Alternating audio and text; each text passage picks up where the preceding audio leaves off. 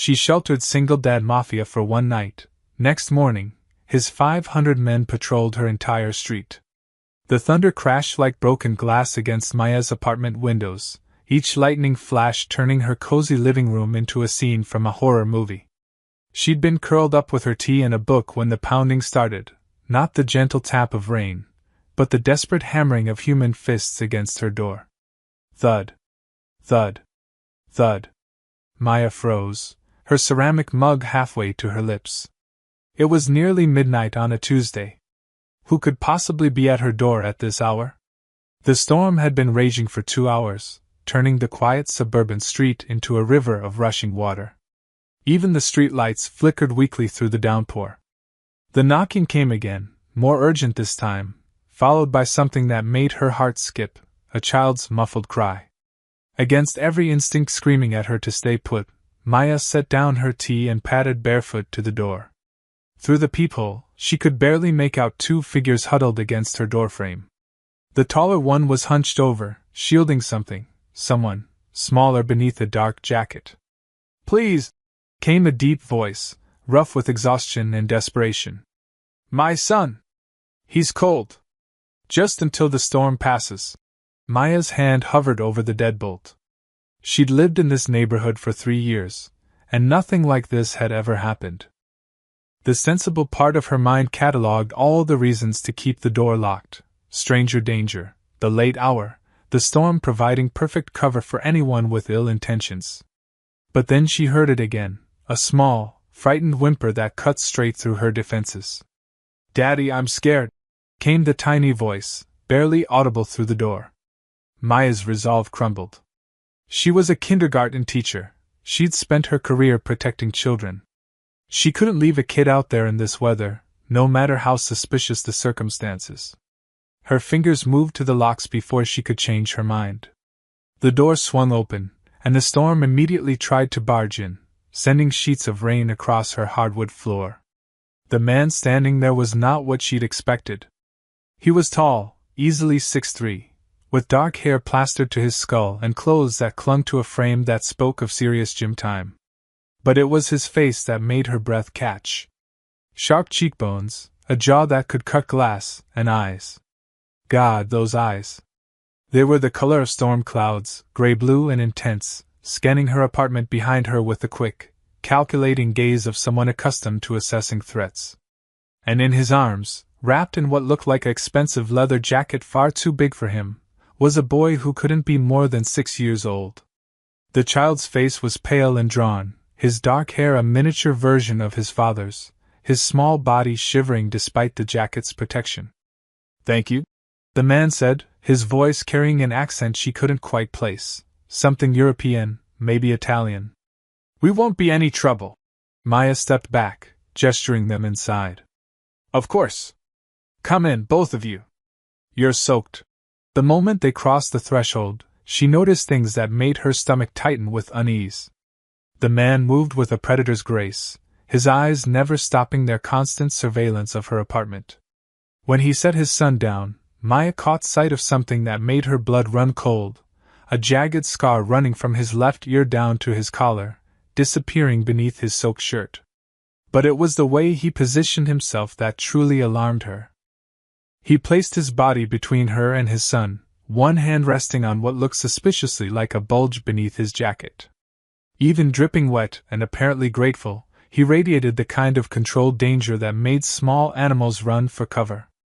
"I'm Maya," she offered, trying to keep her voice steady. "Let me get you both some towels." "Marco," he replied after a pause that lasted a beat too long. "And this is Tommy." The little boy peeked around his father's legs, offering Maya a shy smile that melted her heart despite her growing apprehension. He was beautiful, with enormous dark eyes and his father's strong features softened by childhood innocence. "Hi, Tommy," Maya said, crouching down to his level. "Are you hungry? I think I have some hot chocolate." Tommy's eyes lit up, but he looked to his father for permission before nodding eagerly. As Maya bustled around her kitchen, heating milk and pulling out extra blankets, she couldn't shake the feeling that she was missing something important. Marco had accepted her hospitality with the wary gratitude of someone unaccustomed to kindness from strangers. He kept Tommy close, his attention divided between his son and the windows, as if expecting someone, or something, to appear in the storm. "You're not from around here," Maya observed, handing Tommy a steaming mug topped with marshmallows. "No," Marco replied simply, accepting his own cup but not drinking from it. "We were traveling." The word hung in the air like a question mark. Traveling at midnight in a storm with a 6-year-old? Maya bit back her questions, focusing instead on making Tommy comfortable. She found a spare pair of her nephew's pajamas, left over from his last visit, and some thick socks. "Why don't you get changed into something dry, sweetheart?" she suggested to Tommy. "The bathroom's just down the hall." As Tommy scampered off with his new clothes, Maya found herself alone with Marco for the first time. The man seemed to fill her small living room, his presence both magnetic and menacing. He'd shed his jacket, revealing a black sweater that clung to muscles that definitely came from more than casual workouts. "Thank you," he said again, and this time there was something raw in his voice. "For helping him." "You didn't have to." "Of course I did," Maya replied automatically. "He's just a baby." Something flickered across Marco's features, pain, maybe, or guilt. "Yes. He is." When Tommy emerged from the bathroom, swimming in the oversized pajamas but grinning from ear to ear, Maya felt her heart constrict. Whatever Marco was running from, whatever danger had driven them into the storm, this child was innocent in all of it. She made up the couch for them, bringing extra pillows and blankets. Tommy curled up like a tired puppy, his eyelids already drooping from exhaustion and warmth. Marco sat beside him, one large hand resting protectively on his son's back. "I'll be right here if you need anything," Maya said softly. "The storm should pass by morning." She was turning to leave when Marco's voice stopped her. "Maya." She turned back to find him watching her with an expression she couldn't read. For a moment, the dangerous stranger disappeared, replaced by something far more human, a father grateful beyond words for someone showing kindness to his child. "Thank you," he whispered. "You have no idea what this means."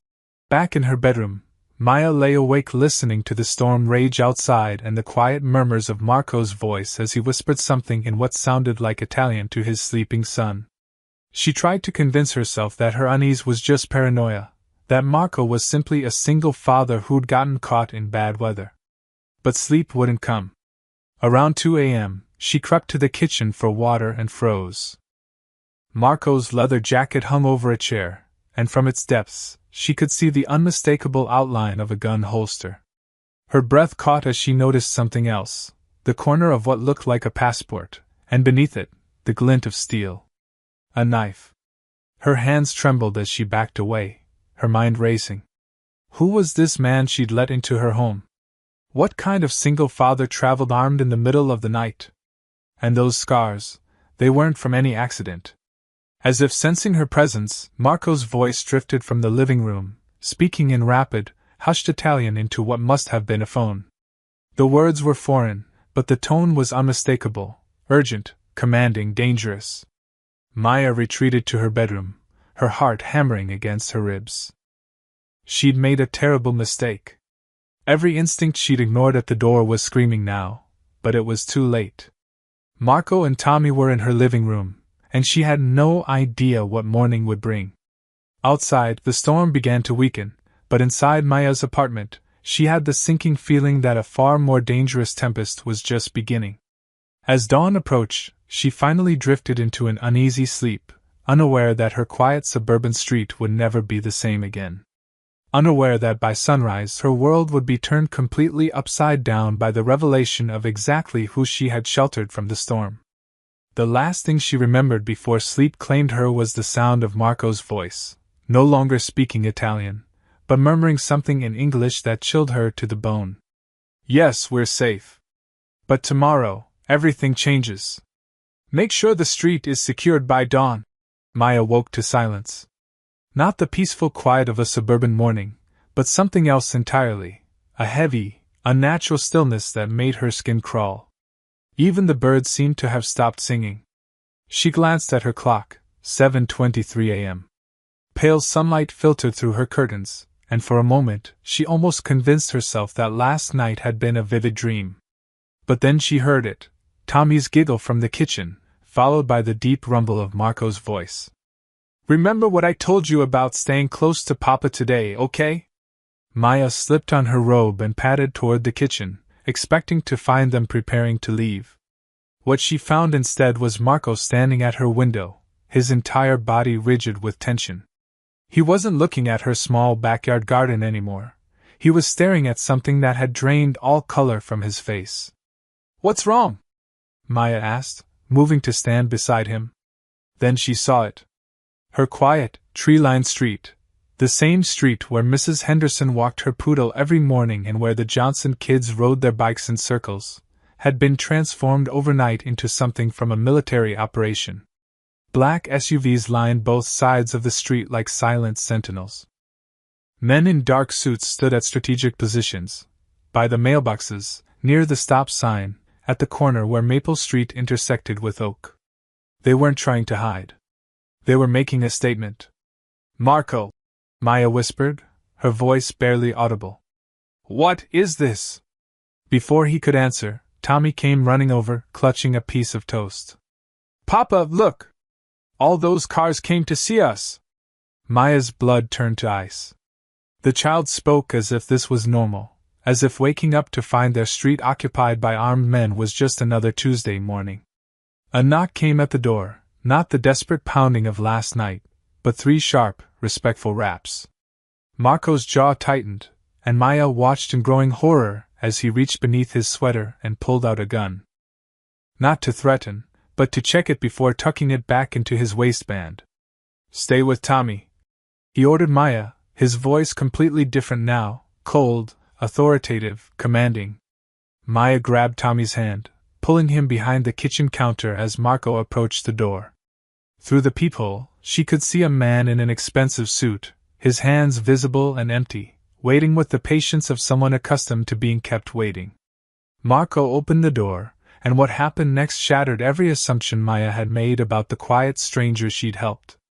The man in the suit, easily 6'4" and built like a bodyguard, took one look at Marco and dropped to one knee right there on Maya's doorstep.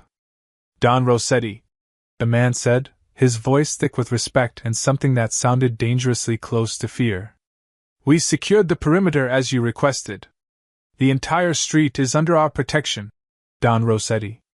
Maya felt the world tilt sideways. She'd heard that name whispered in news reports, seen it in newspaper headlines that spoke of organized crime and federal investigations. Vincent Marco Rossetti, one of the most powerful mafia leaders on the East Coast, a man whose name made FBI agents lose sleep and rival families plot in shadows. And she had given him hot chocolate and let him sleep on her couch. More men appeared behind the first. A small army of soldiers all showing the same deference to the man Maya had known as a desperate father just hours ago. They spoke in rapid Italian, their words punctuated by, "Yes, Don," and, "Of course, Don," and, "It will be done immediately, Don." Marco, no, Vincent Rossetti, listened to their reports with the calm authority of a man who had never doubted his own power. When they spoke of neutralizing threats and expanding the protection detail, Maya felt her knees go weak. "Papa?" Tommy had wandered over, completely oblivious to the transformation taking place around him. "Are we going home now?" Vincent's entire demeanor changed the moment his son spoke. The cold Mafia Don disappeared, replaced by the loving father Maya had glimpsed the night before. He scooped Tommy into his arms, pressing a kiss to the boy's forehead. "Not yet, Bambino. Papa has some work to do first." But as he held his son, his eyes found Maya's across the room. Gone was any pretense of being just another single father.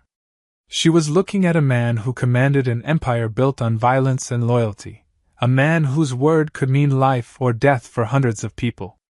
"We need to talk," he said to Maya, his voice gentle but leaving no room for argument. The soldiers began to disperse, but Maya noticed they didn't leave. They simply repositioned themselves, some in the SUVs, others walking patrol routes that covered every angle of her property. Her quiet street had become a fortress, and she was trapped at its center. As Vincent Rossetti closed the door and turned to face her, Maya realized with crystalline clarity that her life had just changed forever. The storm had passed, but the man she'd sheltered had brought something far more dangerous than rain into her world. He had brought his empire to her doorstep. And now, whether she liked it or not, she was part of it. 3 days. That's how long it took for Maya's world to completely unravel. The first sign came Tuesday morning when she left for work. Mrs. Henderson, who had walked her poodle past Maya's house every day for 2 years, crossed to the other side of the street when she saw her. The elderly woman's eyes were wide with fear, and she clutched her purse like Maya might snatch it from her hands. By Wednesday, the whispers had started.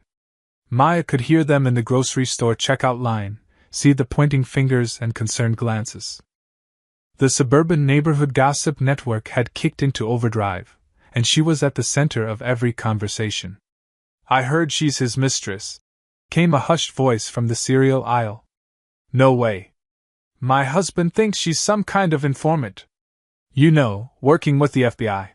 Are you crazy? Look at all those cars. She's obviously in deep with them. Probably laundering money or something." Maya gripped her shopping cart tighter, trying to ignore the stares that followed her through the store. She had become a pariah overnight, transformed from the friendly kindergarten teacher everyone liked into the dangerous woman who had brought organized crime to their quiet street. The black SUVs hadn't moved.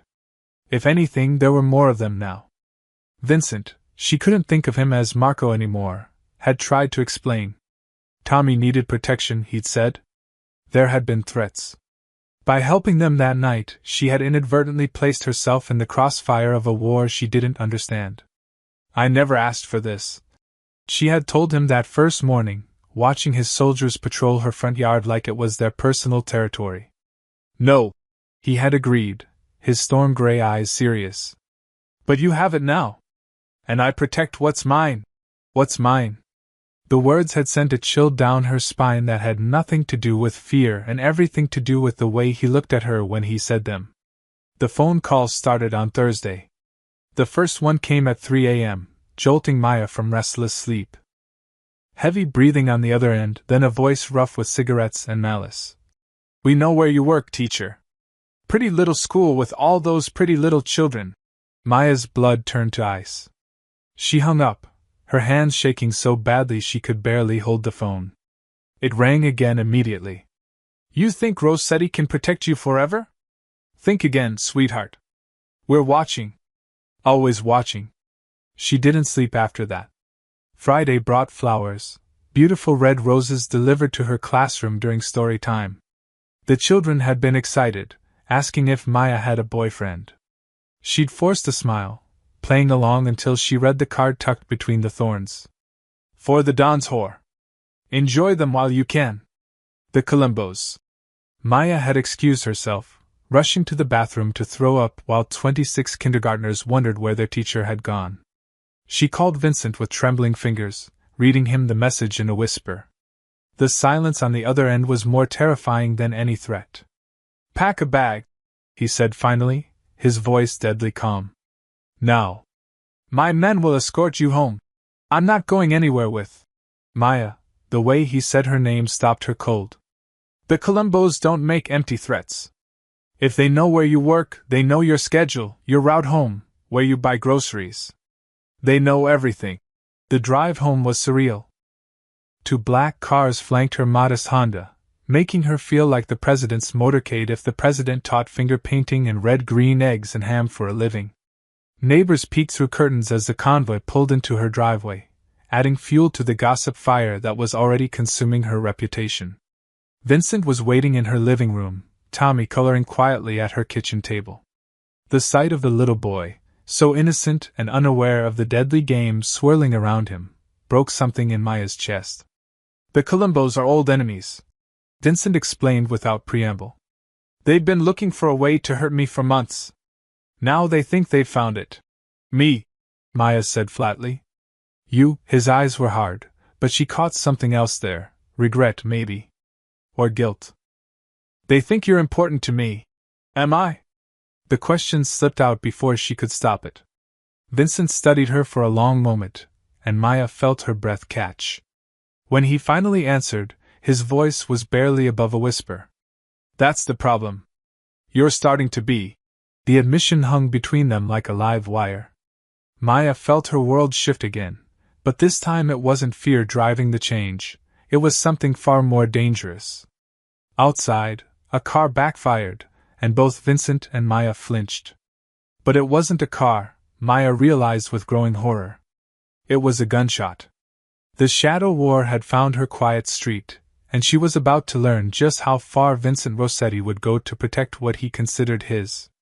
Get away from the windows! Vincent's voice cut through Maya's shock like a blade.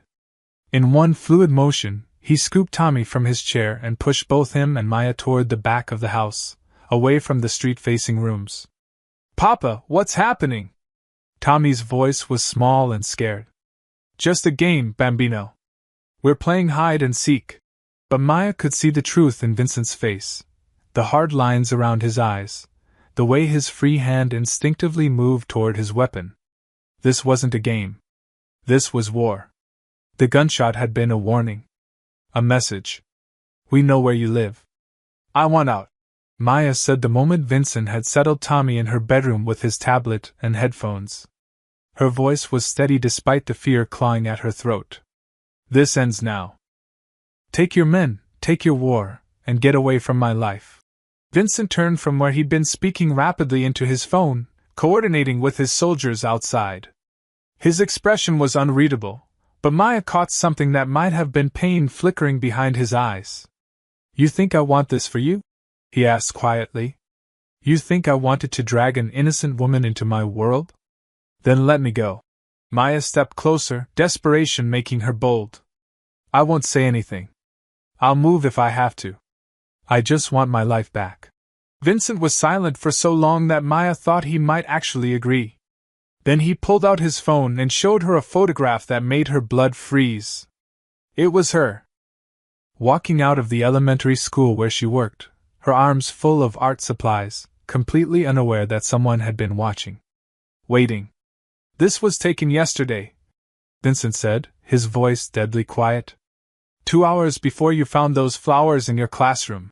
Maya's hands shook as she stared at the image. She looked so normal, so oblivious to the danger circling her life like sharks in dark water. There are more, Vincent continued, swiping to the next photo. Maya at the grocery store. Maya at the gas station. Maya jogging through the park she'd thought was safe and peaceful. 47 pictures, taken over the last 3 days. They know your routine better than you do. Maya sank into her kitchen chair, the full weight of her situation crashing down on her. But I'm nobody. I'm just a teacher. Why would they? Because of that night. Vincent pulled out another chair and sat across from her, close enough that she could smell his cologne, something expensive and dangerous. The night you opened your door to a stranger in a storm. The night you saved my son's life.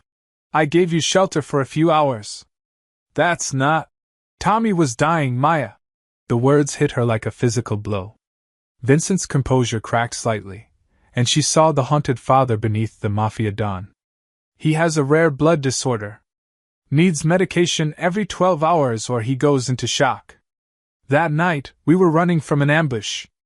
3 cars full of Colombo soldiers, hunting us like animals. Tommy's medicine was in our car when they forced us off the road. Maya's hand flew to her mouth. Oh God. We'd been walking for hours. Tommy was getting weaker, starting to have episodes. I knew we had maybe 30 minutes before. Vincent's voice broke slightly. Before I lost him. Then I saw your light. Maya remembered that night differently now, not a desperate father seeking shelter from a storm, but a man watching his child slip away, willing to risk everything on the kindness of a stranger. You saved his life, Vincent continued. And in my world, that creates a debt that can never be repaid. It also makes you family. And family. Family is everything. But that means... It means the Colombos see you as my weakness now. They think hurting you will hurt me. Vincent's gray eyes met hers, and Maya saw the truth he wasn't saying out loud. They would be right. Leaving you unprotected would be signing your death warrant. Maya felt the walls of her normal life crumbling around her. So what? I'm your prisoner now. You're under my protection. There's a difference. Is there? Maya's voice cracked with frustration and fear. I can't go to work without a convo. My neighbors think I'm a criminal. I can't even buy groceries without armed guards. How is this protection? This is a prison with better security. Vincent leaned back in his chair, studying her with those penetrating eyes that seemed to see straight through her defenses. What would you prefer? Your freedom or your life?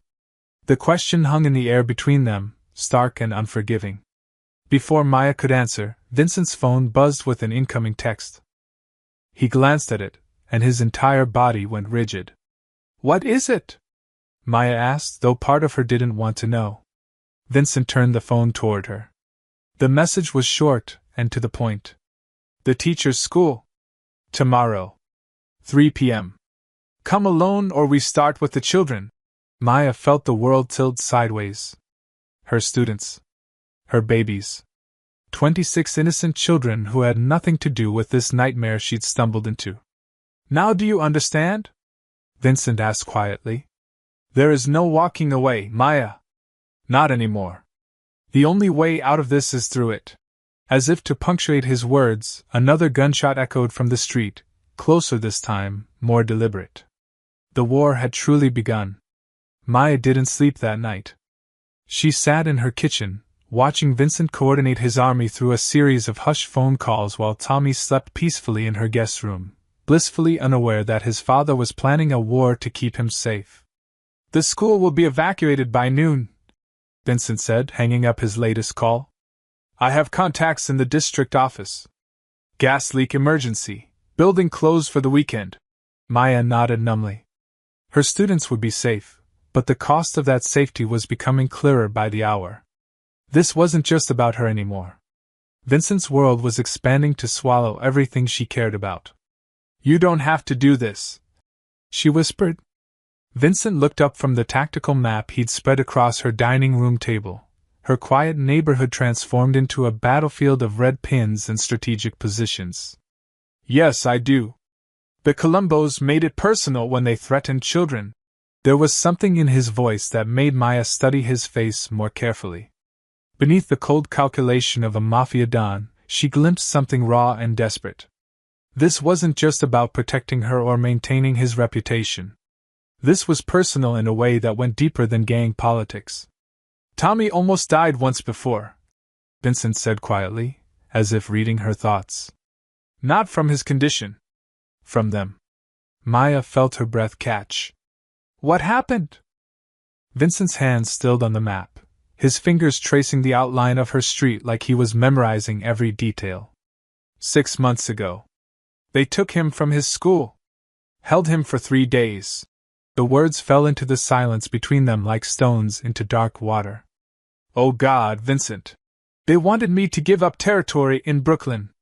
Said they'd send him back piece by piece if I refused. Vincent's voice was steady, but Maya could see the tremor in his hands. I found them first. But those 3 days. Tommy still has nightmares. Maya understood now why Vincent had been so desperate that stormy night. Why he'd risked everything to trust a stranger. He wasn't just protecting his son's life, he was protecting what was left of Tommy's innocence. That's why you were running that night, she realized. It was happening again. Vincent nodded. They'd found our safe house. We barely got out before they surrounded us. If you hadn't opened your door. He didn't finish the sentence. He didn't need to. A crash from outside shattered the moment. Maya jumped to her feet, but Vincent was already moving, his gun drawn and his phone pressed to his ear. Report, he barked into the device. Maya couldn't hear the response, but she could see Vincent's face go pale in the dim kitchen light. How many? Another pause. Understood. Execute Protocol 7-inch. He hung up and turned to Maya, his expression grim. We need to move. Now. What's happening? The Columbos just hit 3 of my businesses across town. Simultaneous strikes. It's a distraction. Vincent was already gathering his tactical maps, his movements quick and efficient. The real target is here. As if summoned by his words, Tommy appeared in the doorway, rubbing his sleepy eyes. Papa? What's all the noise? Vincent's entire demeanor shifted instantly. The dangerous Mafia Don disappeared, replaced by a gentle father pulling his son into his arms. Just some grown-up business, Bambino. We're going to go for a drive with Maya. But even as he spoke soothingly to Tommy, Maya could see Vincent's men through the window, moving with military precision around her house. This wasn't a retreat, this was preparation for a siege. Vincent, Maya said quietly, nodding toward the window. He followed her gaze and cursed under his breath. They're already here. 3 black sedans had appeared at the end of her street, boxing in Vincent's SUVs. Maya could see figures moving in the shadows between houses, and a terrible realization hit her. The Columbos weren't planning to wait for tomorrow. They were making their move tonight. Take Tommy to the back bedroom, Vincent ordered, his voice once again cold and commanding. Lock the door. Don't come out no matter what you hear. What about you? Vincent checked his weapon one final time, and Maya saw something in his eyes she'd never seen before, not the calculating patience of a crime boss, but the desperate fury of a father pushed beyond his breaking point. I'm going to end this. The first gunshot shattered her living room window. Maya screamed, grabbing Tommy and running for the back of the house as Vincent's voice roared orders into his radio. The sound of automatic weapons fire erupted from her quiet street, turning her suburban sanctuary into a war zone. As she huddled in the bedroom with Tommy pressed against her chest, Maya realized with crystal clarity that there would be no going back to her old life. The woman who had opened her door to strangers in a storm was gone forever. What remained was someone harder, someone who would do whatever it took to protect the child in her arms and the man fighting a war in her living room. The breaking point had arrived, and Maya discovered she was stronger than she'd ever imagined. The gunfire lasted exactly 17 minutes. Maya knew because she'd counted every second, holding Tommy against her chest as he sobbed into her shoulder, his small body shaking with each explosion of sound from the street outside. Then, suddenly, silence. Papa? Tommy whispered, his voice hoarse from crying. Maya strained to listen, her heart hammering so loud she was sure the entire neighborhood could hear it. Footsteps moved through her house, heavy, deliberate, getting closer. The bedroom door handle turned. Maya grabbed the scissors from her nightstand, positioning herself between Tommy and whoever was coming through that door. She might be just a kindergarten teacher, but she would fight with everything she had. The door opened slowly, and Vincent stepped inside. He was alive, but barely. Blood soaked through his black sweater from a wound in his shoulder, and his face was pale with exhaustion and pain. But his eyes burned with the fierce satisfaction of a man who had won against impossible odds. Papa! Tommy launched himself into Vincent's arms, not caring about the blood or the smell of gunpowder that clung to his father like cologne. I'm here, Bambino. Papa's here. Vincent's voice cracked as he held his son, and Maya saw tears he didn't bother to hide sliding down his face. It's over. We're safe. But Maya could see it wasn't over. Not really. Through the shattered bedroom window, she watched Vincent's soldiers moving efficiently through the street, cleaning up evidence and removing bodies. Her quiet neighborhood had become a crime scene, and she was at the center of it all. How many? She asked quietly. Vincent understood her question. 8 Columbos. 2 of mine. His jaw tightened. Someone told them exactly when to strike. Someone who knew our protocols. The betrayal you mentioned. Salvatore Torino. My lieutenant for 6 years. Vincent's voice was bitter. The Columbos offered him a better deal. Maya felt a chill that had nothing to do with the broken window. If Vincent's own men could turn against him, how safe were any of them really? As if reading her thoughts, Vincent set Tommy down gently and moved to the window, scanning the street below with the paranoid eyes of a man who had just learned he couldn't trust his own shadow. We can't stay here, he said. This house is compromised. Too many sight lines, too many ways in. Where will we go? Maya asked, and was startled to realize she'd said we without thinking. Vincent turned to look at her, and something shifted in his expression. We? Maya felt heat rise in her cheeks. I just meant. Tommy will need you, Vincent said quietly. And so will I. The admission hung between them like a bridge either was sure they wanted to cross. But before Maya could respond, Tommy tugged on her pajama pants. Maya, look! She followed his pointing finger to the window and gasped. Vincent's soldiers were setting up a perimeter that extended far beyond her house. They were securing the entire block. Mrs. Henderson's house, the Johnsons' place where the kids rode bikes, even the small park at the end of the street. Vincent, what are they doing? Making sure this never happens again. He moved closer to her, close enough that she could feel the heat radiating from his body despite his injury. Maya, I need you to understand something. What happened tonight? It changed everything. How? Vincent was quiet for a long moment, watching his son play with the broken pieces of her lamp as if they were the most fascinating toys in the world. When he finally spoke, his voice was soft but absolutely certain. You didn't run. When the shooting started, when Tommy was scared and I was bleeding and everything was chaos, you didn't run. You stayed. You protected him. Maya thought about that moment when she grabbed the scissors, ready to fight anyone who tried to hurt the little boy in her arms. Of course I did. He's just a child. No, Vincent said, turning to face her fully. He's my child. And you protected him like he was yours. That makes you... What? Vincent reached out, his fingers barely brushing against her cheek. The touch was gentle, reverent, completely at odds with the violence that had just consumed her living room. Family, he said simply. Real family. The kind that's chosen, not just blood. Through the window, Maya watched the sun rise over her transformed street. The black SUVs were still there, but now they felt different, not like prison bars, but like fortress walls. Protecting something precious. Tommy had curled up on her bed, exhausted from the night's terror, his small hands still clutching the edge of Maya's pajama shirt like an anchor. Vincent sat beside him, his large hands smoothing his son's dark hair with infinite tenderness. So what happens now? Maya asked. Vincent looked at her over Tommy's sleeping form, and Maya saw her future written in his storm-gray eyes. Not the simple life she'd planned, but something far more dangerous and infinitely more meaningful. No, he said. We build something worth protecting.